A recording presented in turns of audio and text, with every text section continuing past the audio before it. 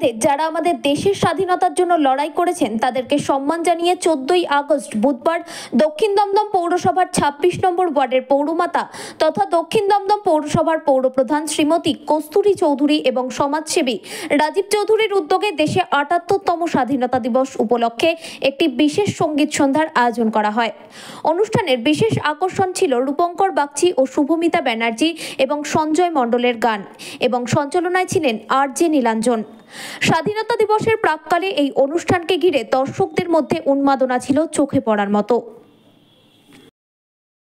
বলবে জনগণ 4 বছর ধরে আমি করে যাই, মেন দায়িত্বে থাকে আমার বিধায়ক অদিতি, সব কিছু ঠিক করে।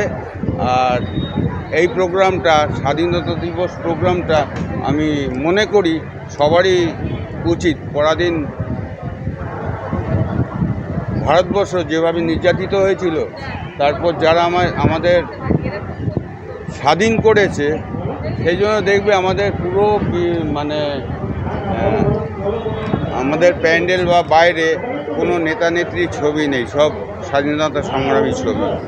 ওদের উদ্দেশ্যে আজকের দিনটা আমি উদযাপন করছি। এখানে আজকে প্রথম বোধহয় শুভমিতা, তারপর রূপঙ্কর, তারপর শঙ্কর ভৌমিক। ভালো প্রোগ্রাম হবে আশা করি। আর আমি যেটা করি একটু ভালো করার চেষ্টা করি। সেই কারণে আমরা প্রত্যেক বছরে কালচারাল অনুষ্ঠানের আয়োজন করেছি।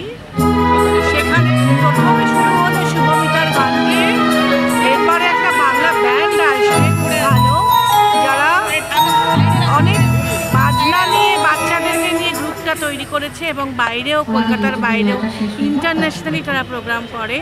এবং তারপরে সর্বশেষ আর্টিস্ট হচ্ছে রূপঙ্কর বাগচি। এরাই আজকের মোটামুটি শিডিউল আছে। আপনাদের সকলকে নিয়ে আমরা আজকে আয়োজন করেছি এবং সকলকে নিয়ে আজকের এই আনন্দ উপভোগ করব। এবং এর ভাবনা মস্তিষ্ক প্রসূত যার, তিনি হচ্ছেন আমাদের বিধায়ক শ্রীমতী অদিতি মুন্সি। তার ওপরেই আমরা দায়িত্ব দিয়েছিলাম। তিনিই সমস্ত ভাবনাটা ভেবেছেন কিভাবে সাজাবেন প্রথম থেকে শেষ পর্যন্ত। তার ভাবনাতেই আমরা আজকে এটা করছি।